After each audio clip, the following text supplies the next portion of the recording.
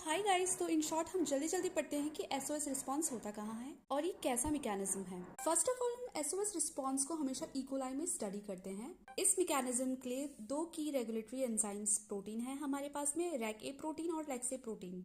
Normal condition में हमारा SOS response हमेशा इनएक्टिवेट रहेगा, बट जैसे ही हमारी बॉडी में डीएनए डैमेज और सेल में कोई भी म्यूटेशंस आई तो उस टाइम पे एसओएस रिस्पांस हमेशा एक्टिवेट होगा by the help of rack A protein.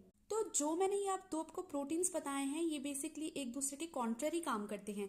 जब रैक ए प्रोटीन एक्टिवेट होगा तो लैक्स ए प्रोटीन हमारा सप्रेस हो जाएगा, जब लैक्स ए प्रोटीन हमारा एक्टिवेट होता है तो रैक ए प्रोटीन हमारा सप्रेस हो जाएगा। तो और अच्छा समझने के लिए मैंने आपको ये ब्लॉक दिखाया है। इस कंडीशन में क्या है, ये नॉर्मल कंडीशन है। इसमें क्या होगा, लैक्स ए प्रोटीन होता है वो एक्टिवेट रहता है। अगर लैक्स ए प्रोटीन एक्टिवेट रहेगा तो वो हमारा ब्लॉक करके रखेगा एसओएस जीन को।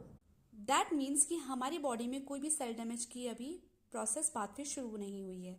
जैसे ही हमारी बॉडी में सेल डैमेज होगा तो बॉडी हमारा पाथवे एक्टिवेट करेगी। उस पाथवे में हमारा रैक ए प्रोटीन है वो एक्टिवेट होगा जो कि लैक्स ए के प्रोटीन एक्टिवेशन को ब्लॉक करेगा। ठीक है, that means it will inhibit the activity of lex A protein.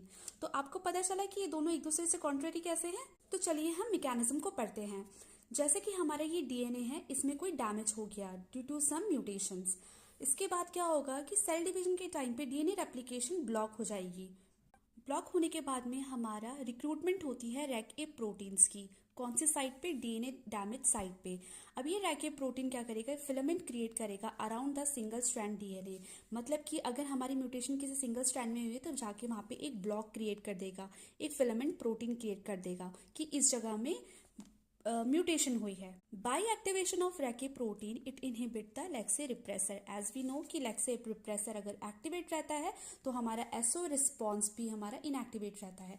But rack A protein आया, उसने सीधा लैक्स ए रिप्रेसर को हमारा सप्रेस किया और उसके बाद में इसने शुरू करा auto catalytic proteolytic cleavage of lex A repressor. That means rec A protein आने के बाद में लैक्स ए रिप्रेसर अपने आप को खुद ही क्लीव कर देगा। It's a self cleavage activity. Self cleavage के बाद में लैक्स ए डिग्रेडेड हो जाता है और SOS gene are expressed more. Okay, जब हमारा एसओएस जीन हमारा एक्सप्रेस्ड होगा तो एसओएस रिस्पॉन्स पाथवे क्रिएट करेगा। That means it lead to the DNA repair mechanism. Okay, मैंने बताया था आपको LexA protein SOS gene को इनहिबिट करके रखता है। तो ये छोटे से रोल है कि लैक्स ए प्रोटीन रिप्रेस करके रखता है एसओएस रिस्पॉन्स को bye binding 20 base pair DNA. उसको एसओएस बॉक्स बोलते हैं। तो मैंने बना दिया लैक्स ए एसओएस जीन को इनहिबिट करेगा बाय 20 बेस पेयर डीएनए, जिसको बोलते हैं एसओएस बॉक्स। पहली म्यूटेशन के बाद में हमारा डीएनए पॉलीमरेज 3 काम नहीं कर पाता, इसलिए रिक्रूटमेंट होती है डीएनए पॉलीमरेज 5, जो कि हमारा